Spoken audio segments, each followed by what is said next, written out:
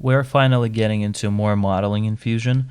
And before we do that, we're going to take this bad boy and break it down in Photoshop once again, just to reinforce the idea that every time you're looking at an object, some visual breakdown needs to happen to understand how many parts it consists of, what kind of details, what instruments are best used to achieve this or that particular shape.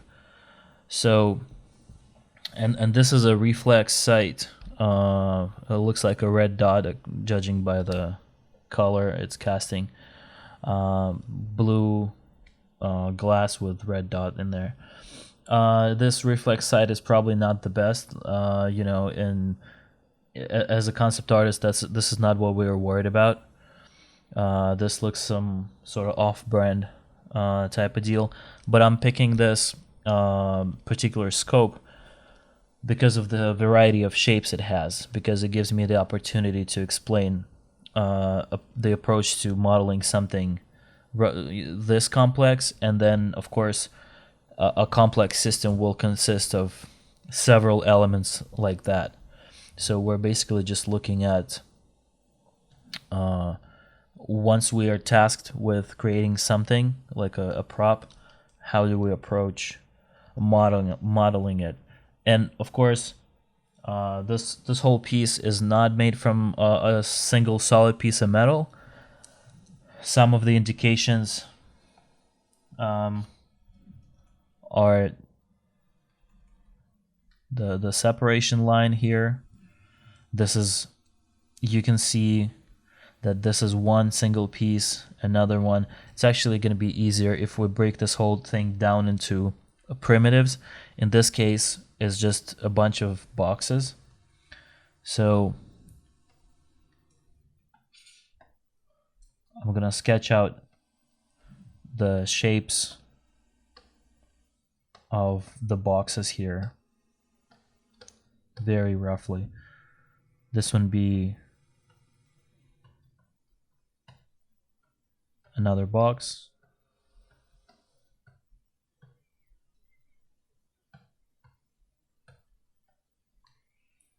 And then the housing is definitely separate. You can see the separation line here.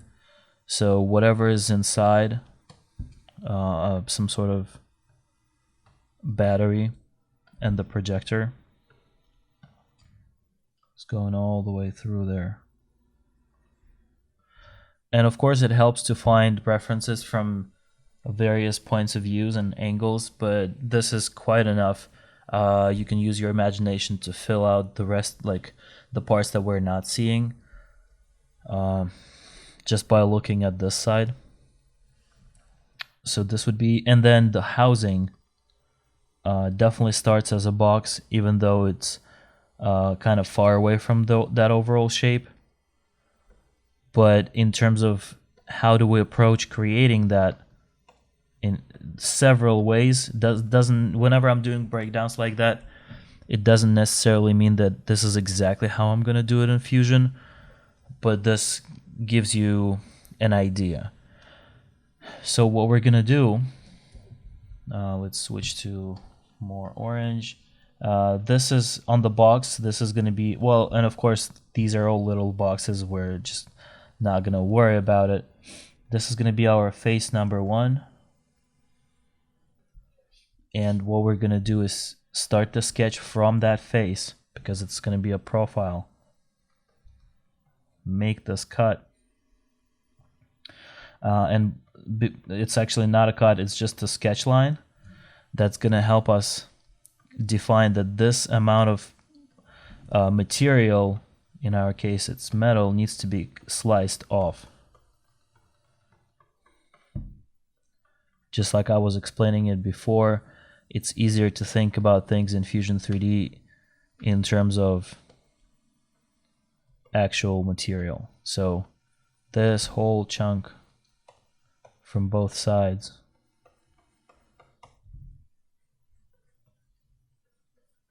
is going to be removed. And we're going to be left with this approximate shape. Then we're gonna start sketching on this face, or whatever is left of it, at least this projection. And we're gonna take this existing boundary, and instead of copying it by hand, we're gonna use the tool that we've already heard about, offset, and we're gonna offset this to create this distance. And then we're going to be left with a whole new face right here. Call it face number 3. We're going to pull it in, make the cut. It's going to go all the way through out and cut it through. So we will have this arc shape that we're looking for. And then at this point, we're still going to have sharp edges here, but you can see by the way the light is hitting these edges that these are fillets.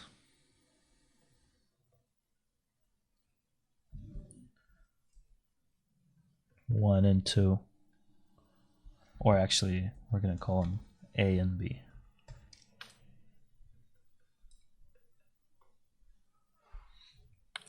You can also see that there's this very barely noticeable line, very intricate detail. I think it's going to be worth it just creating a very small profile face, slicing it off that direction, and then filleting the edge that we created, just judging by the way the light is hitting this. Then we're gonna take the other box right here. This is basically a bunch of fillets and chamfer operations, as you can see. And then if we take this face on this box, face number 1, sketch out a line of the cut. This is going to be the plane right there that's making the cut. So all of that volume is going to be sliced off. Then we're going to just create a new box that's going to help us make the inside cut right there. And then more sketch lines for more cuts. Basically, slowly chopping things off, refining shape.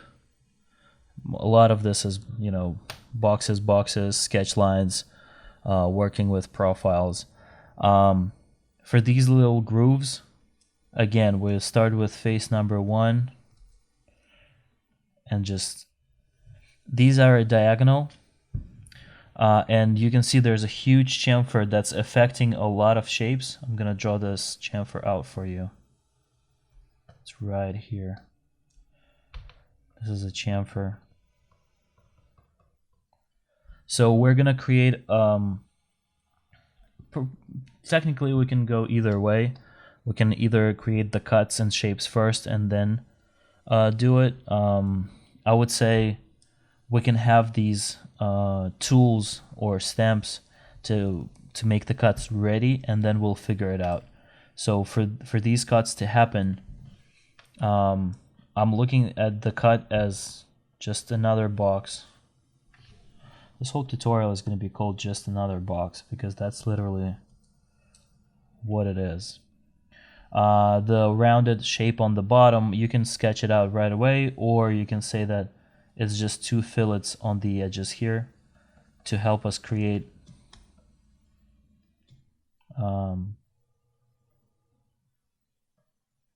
this type of profile. And then we're gonna Control-C, Control-V this. It's gonna be copy 1, 2, 3, 4, 5, 6, and this we don't really have to worry about figuring this out. And then these, you can sketch them like that, and then you can Control-C and Control-V sketch lines. So you just need to take that and duplicate it this many times. You're going to sketch it slanted already, diagonal, then extrude it, merge it with the body, and then we're going to add the chamfer, which is going to make the cut. Or from the profile here, this right there, what's happening is you have this box, you sketched these diagonal lines that come up from the top, and then you're gonna make this new cut that's just gonna slice everything off, and we're gonna be left with this chamfer right here. So it's just one way of doing it. Screws are super popular. Oh, like it's a super popular detailing element. So what I'll show you how to do it. It's basically a cube, or actually, no, of course it's not a cube. A cylinder with a sketch of a cross inside that you're gonna punch out, and then you're gonna take the edge of the cylinder in 3D perspective. We're gonna take this edge and add a fillet to it to round this off. It's pretty straightforward. This combination of elements right here will be easier achieved by taking this whole face and starting a sketch on it, and sketching it like this. Adding, this will be a rectangle, and we're gonna take these 2 points, drop a fillet on each, which is gonna create this rounded shape. So this is gonna be just a sketch, and then we're gonna do split body.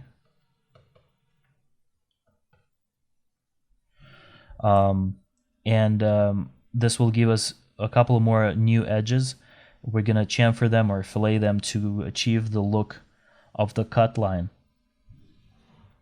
From here, there's not much else to do. All these little details we can figure out on the go. In terms of getting this little knob, from the top view, this looks like an oval shape, which of course oval is only a box with filleted edges, or you can just use the slot tool, or another tool, it's a slot sketch, to start this. And then to get this texture, as you can see, it's not inside its cubes, but on the edges they are conforming to the shape, so it's easier to just take sketch lines and create a pattern out of them.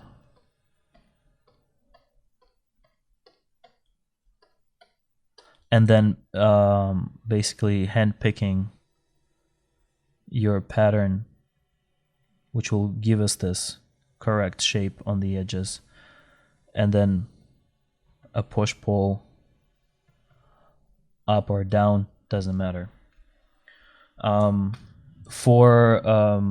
can see that these screws are sitting not flush with the surface, but these are more than flush. They're like actually sunk into the surface.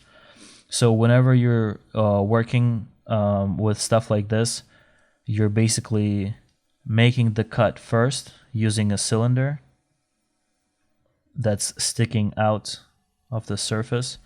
But when you create this cut, you keep the cylinder, because this cylinder will be the base for the screw. You chamfer the edge on the surface, you sink the cylinder in more, and then you follow the same steps as here for creating a screw.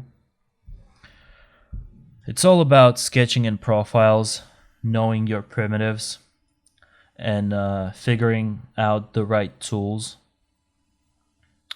As you can see, this looks like an open version of, and this actually looks a little more interesting, so I was just gonna show you that this is not any more complicated. Basically, you would still get the result by creating a cut line, sinking this in, So this will be the sketch that we're going to be working with. It's going to be push-pulled to that depth. We're going to add another box, create the pattern. It's all very simple from here. So the way you create the shell and this element is very similar. It's all starting from a box, and then you figure out the profiles, making all the adjustments, sinking in screws into the surface and stuff like that is also very straightforward. So this probably like one of the elements that's interesting, because the fillet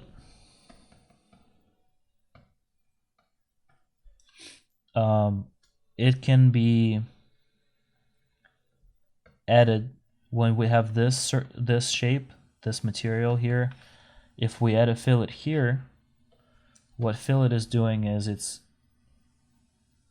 taking away from the material, making it a rounded edge. But at the same time, if we have an angle that's the opposite, which it could be represented here, we use the fillet to grow the connection basically. So when we apply a fillet to an inverted edge, the fillet will add material. So in this respect, it's actually, so basically we're talking about a box, adding a cylinder to it, combining them together, because this gives us the common edge to work with. And then once you apply the fillet, it will create the necessary shape. So you can see that fillet is, a pretty powerful tool. It's all about fillets, chamfers, and sketching and profiles. So let's go ahead and model this.